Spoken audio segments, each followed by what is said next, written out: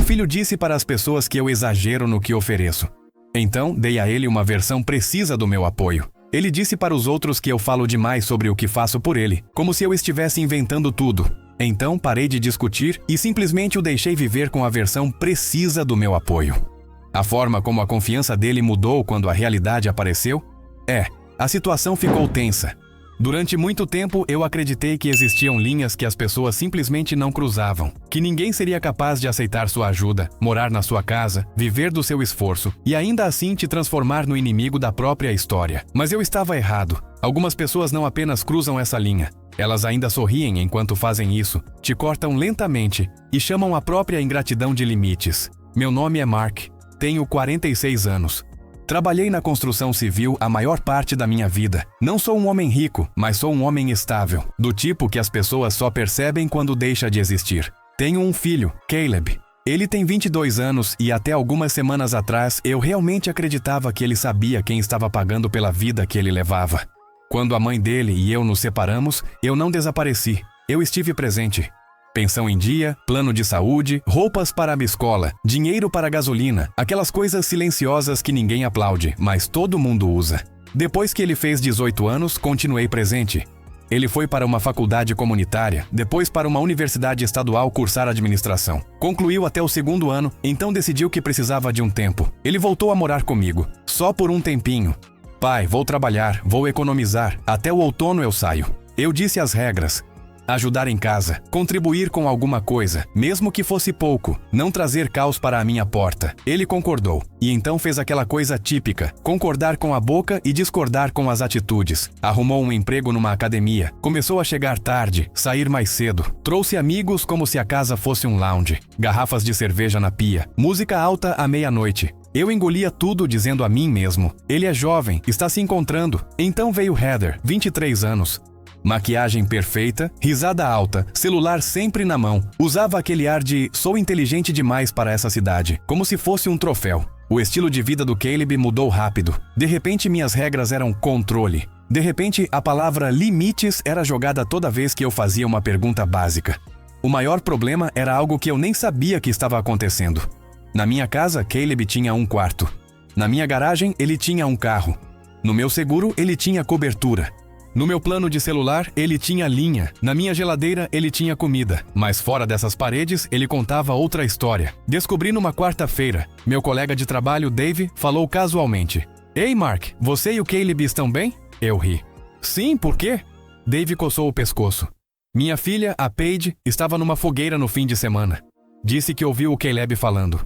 Minha mão parou no ar. Falando o quê? Dave hesitou. Ele estava dizendo que você exagera. Que age como se sustentasse tudo, mas que na verdade não é bem assim. Que você joga isso na cara dele. Minha garganta secou. Dave me olhou sério. Ele disse que você gosta de bancar o herói, mas quase não faz nada, e que ele está cansado de você fingir que ele te deve algo. Também disse que ele paga aluguel, que basicamente se sustenta sozinho. Eu fiquei olhando para ele. Caleb paga aluguel? Caleb que esqueceu de contribuir por 3 meses seguidos. Caleb, que só me dava $200 quando era conveniente. Foi aí que eu entendi.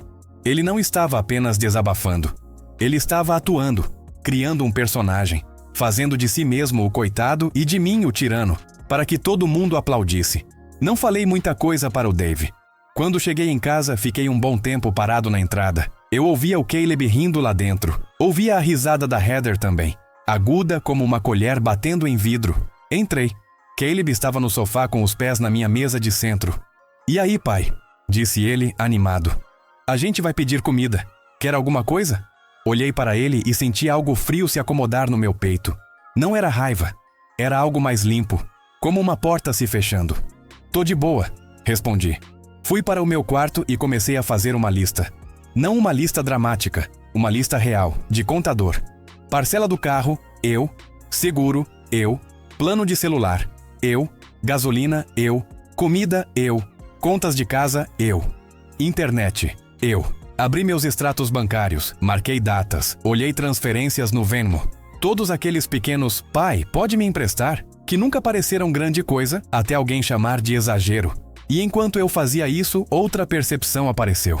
O Caleb não tinha mentido só para os amigos. Ele tinha mentido para si mesmo. E isso é o que torna tudo perigoso. Na manhã seguinte, eu não confrontei. Fui trabalhar.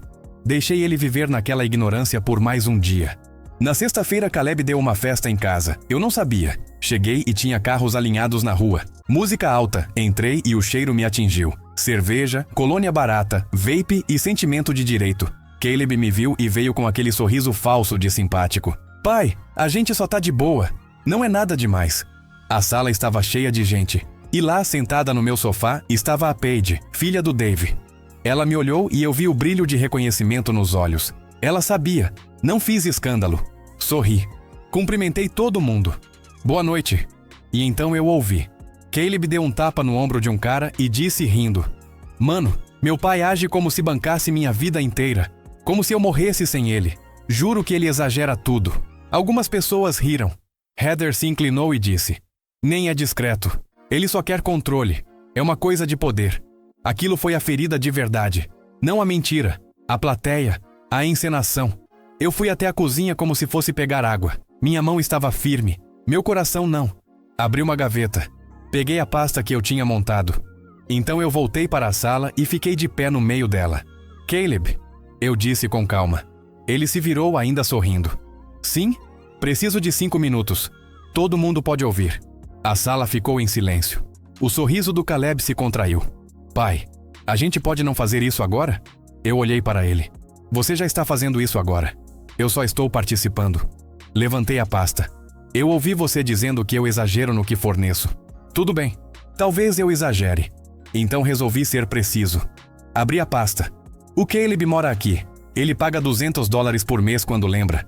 A hipoteca é 1.700. As contas giram em torno de 400. A comida dá mais ou menos 600. Alguém pigarreou. Eu continuei. O carro que ele dirige foi pago por mim. O seguro, eu pago. O plano de celular, eu pago. O emprego na academia que ele tem, ele só conseguiu porque um amigo meu é o dono. O notebook, eu comprei. No mês passado, o Caleb me pediu para pagar o mínimo do cartão de crédito porque ele teve uma emergência. A emergência foi uma viagem de fim de semana. As pessoas começaram a se mexer desconfortáveis. Caleb explodiu. Por que você está me humilhando? Eu encarei ele.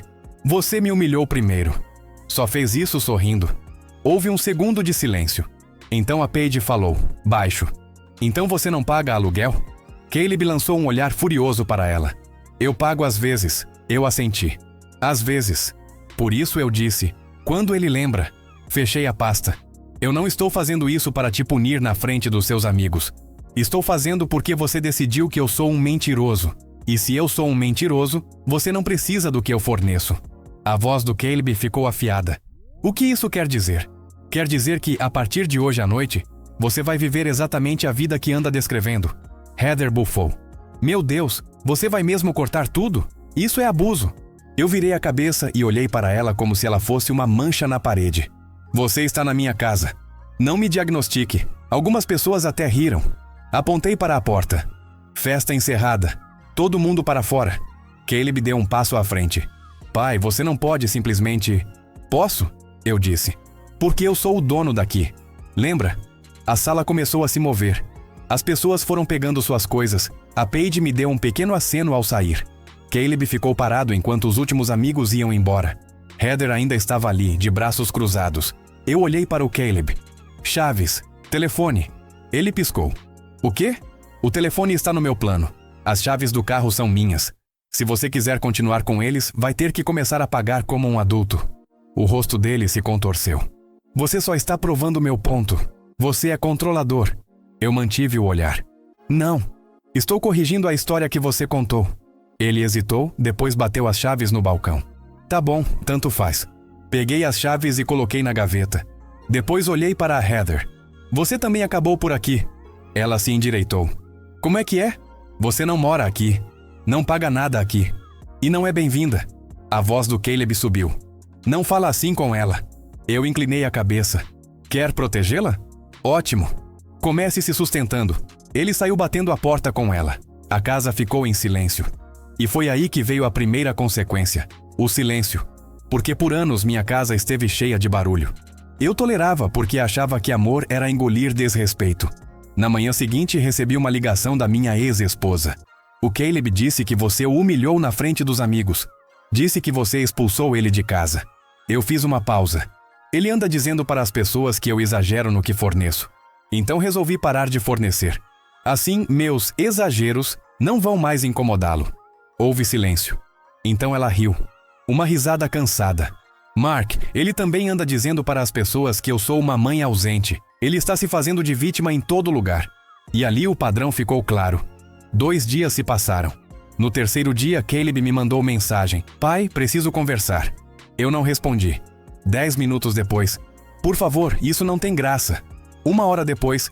Posso pegar minhas chaves? Eu não respondi. Naquela semana, tudo começou a desmoronar para o Caleb. Não porque eu sabotei algo, mas porque eu parei de ser a estrutura invisível. Os pais da Heather expulsaram ele quando perceberam que ele não tinha dinheiro. A conta bancária dele ficou negativa. A academia cortou o horário dele. Ele não tinha dinheiro para gasolina, nem plano B, nem rede de segurança. Na sexta-feira, ele apareceu no meu canteiro de obras, não na minha casa, no meu trabalho, na frente de homens que me conhecem há 15 anos. Ele parecia diferente, menor. Chegou com as mãos nos bolsos do moletom. Pai, eu não sorri. O que você está fazendo aqui? Ele engoliu em seco. Eu preciso de ajuda. Um dos meus colegas murmurou um "oh" baixinho. O rosto do Caleb ficou vermelho. Eu errei. Eu sei. A gente pode conversar? Eu olhei para ele e disse: Você pode falar. Eu estou ouvindo. Mas não vou te resgatar. Ele assentiu rápido. Os pais da Heather me expulsaram. Minha conta está negativa. Eu faltei a turnos. Meu gerente cortou minhas horas. Eu não tenho dinheiro para gasolina. Eu não tenho nada. Eu deixei ele sentir isso porque ele precisava sentir. Então eu disse: Você disse para as pessoas que se sustenta sozinho. Ele se encolheu. Eu não quis dizer. Você quis sim. Eu interrompi. Você gostava de ser o cara que não precisava do pai. Gostava de me fazer parecer um mentiroso. Os olhos dele se encheram de lágrimas. Desculpa. Eu assenti uma vez. Ok. Aqui vai a versão precisa que você queria. Peguei meu celular. Eu vou te dizer exatamente o que eu forneço, se eu decidir fornecer de novo, e exatamente quanto isso custa. E se você quiser qualquer parte disso, vai ter que merecer. Ele assentiu. Passo 1, você vai pedir desculpas, não só para mim, para as pessoas para quem você mentiu. Ele piscou. O quê? Eu mantive a voz firme. Você falou em público. Vai consertar em público. Eu não vou deixar você limpar sua imagem voltando quietinho enquanto eu fico como o vilão. O maxilar dele se contraiu. Isso é humilhante. Eu me inclinei um pouco. Sim, é exatamente isso que você fez comigo. Ele pareceu que ia discutir. Depois soltou o ar. Tá bom. Naquele fim de semana teve outra fogueira. Mesmo grupo. O Caleb foi de ônibus até lá. Chegou atrasado. Quieto. E quando alguém fez uma piada, ele não riu. Ele disse: Na verdade, eu devo um pedido de desculpas. As pessoas ficaram em silêncio. Caleb admitiu. Disse que estava morando na minha casa, quase não contribuía, e que tinha exagerado o valor do aluguel para parecer melhor. Disse que tinha sido desrespeitoso. Disse que eu tinha feito mais por ele do que ele merecia. A Paige contou depois para o pai dela que a sala ficou em completo silêncio. E esse foi o segundo golpe. Não vingança como violência, vingança como verdade. Depois disso, o mundo social do Caleb mudou. Alguns amigos se afastaram. A Heather postou um story vago no Instagram. Quando alguém mostra quem realmente é, acredite. Na segunda-feira de manhã, ele apareceu na minha casa. Não usou chave. Ele bateu. Aquela batida valeu mais do que o pedido de desculpas. Eu abri a porta. Ele estava ali com uma mochila, olhos vermelhos. Sem namorada atrás dele. Sem pose de confiança. Eu não vim para voltar a morar aqui, disse rápido. Vim para conversar. Eu me afastei. Entra. Ele sentou à mesa da cozinha como um convidado. Eu não sei por que fiz isso. Não sei por que te transformei no vilão. Eu perguntei. Quem você estava tentando impressionar? Ele engoliu em seco. A Heather, as amigas dela, todo mundo. Eles falam como se pais fossem um problema. Eu queria parecer que tinha minha própria vida. Eu assenti. Então você mentiu. Ele se encolheu. Sim. Deslizei uma folha de papel pela mesa. Aqui está a versão correta. Ele olhou. Quer morar aqui? Vai pagar aluguel de verdade, não aluguel simbólico. Vai assinar um contrato mês a mês. Vai fazer tarefas domésticas. Vai seguir as regras da casa. Vai ter seu próprio plano de celular em até 30 dias. Seu próprio seguro de carro em até 60. E se você voltar a falar de mim como se eu fosse um mentiroso, não vai ter conversa. Vai ter a porta. Ele assentiu com os olhos marejados. Ok. Então eu disse: "Mas você não vai voltar hoje." O rosto dele caiu. "O quê?" "Porque as consequências precisam ser sentidas. Você não pode simplesmente correr de volta para o conforto. Essa segunda vida dói. Foi assim que você virou isso aqui." Ele parecia que eu tinha dado um soco nele. "E eu vou para onde?" Apontei para o papel. "Achei um quarto barato para alugar a 2 quilômetros daqui. Dá para pagar se você trabalhar turno completo." Eu liguei para o dono. "Ele está te esperando. Você começa por lá. Aprende o que é se sustentar." Ele me encarou. "Você já ligou?" Eu assenti. Os ombros dele tremeram. Ele cobriu o rosto com as mãos. E sendo sincero, essa foi a parte mais difícil para mim, porque o eu antigo queria abraçá-lo, dizer que estava tudo bem. Mas amor sem limites é só financiar a queda de alguém. Então eu me mantive firme. Ele se mudou para o quarto. O proprietário exigiu um depósito. Caleb não tinha. Teve que pedir emprestado para a mãe, que disse: "Eu não vou te salvar." O Mark já fez isso por anos. Então veio o momento final. Aconteceu num encontro de família, aniversário da minha irmã. Primeira vez que o Caleb apareceu. Meu irmão olhou para ele e disse na frente de todo mundo: "E aí, ainda exagerando o que seu pai faz por você?" A sala congelou. Caleb ficou pálido, mas não fugiu. Olhou para meu irmão e disse com a voz firme: "Não, eu estava exagerando o quanto eu fazia. Quem me carregou foi meu pai. Eu menti. Eu estava errado." Silêncio. Então meu irmão assentiu uma vez. "Bom, isso é um começo." E assim, a humilhação virou respeito. Porque adultos não respeitam perfeição, respeitam responsabilidade. Depois da festa, Caleb me puxou de lado. "Eu não estou pedindo para voltar a morar com você. Eu sei que preciso reconquistar a confiança." Eu assenti. "Precisa mesmo," ele disse. "Mas eu queria te contar uma coisa. Naquela noite da fogueira, quando eu admiti tudo, eu perdi amigos. Mas os que eu perdi não eram de verdade." Eu olhei para ele. "Acho que eu precisava bater no muro." Eu respondi: "Precisava." Ele perguntou baixo: "Você me odeia?" E eu vou ser sincero. Eu não odiava ele. Eu odiava o que ele fez, mas não odiava meu filho. Então eu disse: "Eu não te odeio, mas não confio em você como antes. E confiança não volta porque você pediu desculpa. Volta porque você age diferente por muito tempo." Ele assentiu com os olhos cheios de lágrimas.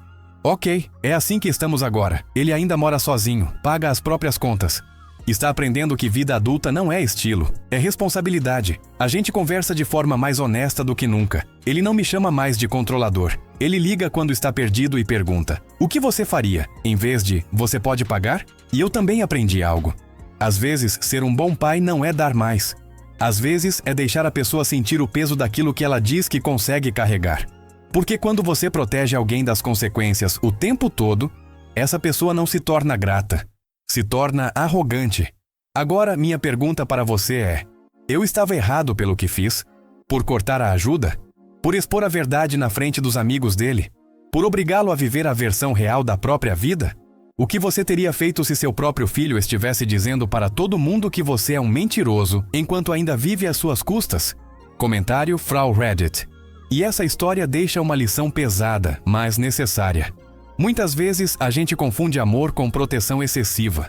Acredita que ajudar é sempre salvar, cobrir, resolver. Mas a verdade é que, em algum momento, ajudar demais vira impedir alguém de crescer. Ser pai, ser mãe, ser responsável por alguém não é só oferecer conforto, é também saber quando tirar o colchão debaixo da queda, para que a pessoa aprenda a andar com as próprias pernas. Porque ninguém amadurece de verdade vivendo numa realidade falsa. O Mark não foi cruel, ele foi justo, ele não gritou, não agrediu, não humilhou por prazer. Ele apenas parou de mentir junto com a mentira do filho. Ele mostrou a verdade, e a verdade dói, mas cura. Caleb não perdeu o pai. Ele perdeu a ilusão de que podia ser adulto sem assumir responsabilidades. E isso é exatamente o tipo de dor que constrói caráter. No fim, não foi sobre dinheiro, casa ou carro. Foi sobre respeito. Sobre parar de usar quem te ama como escada para impressionar quem não te respeita. E talvez a maior prova de amor dessa história seja essa. O pai não fechou a porta para sempre. Ele fechou a porta do conforto, mas manteve aberta a porta do diálogo, da dignidade e da reconstrução. Porque amar alguém não é impedir que ela sofra. É garantir que ela aprenda com o sofrimento e não precise repeti-lo. E agora eu te pergunto, você teria tido essa coragem? Ou continuaria sustentando alguém que te transforma no vilão da própria história? Às vezes, o maior ato de amor não é abraçar, é soltar.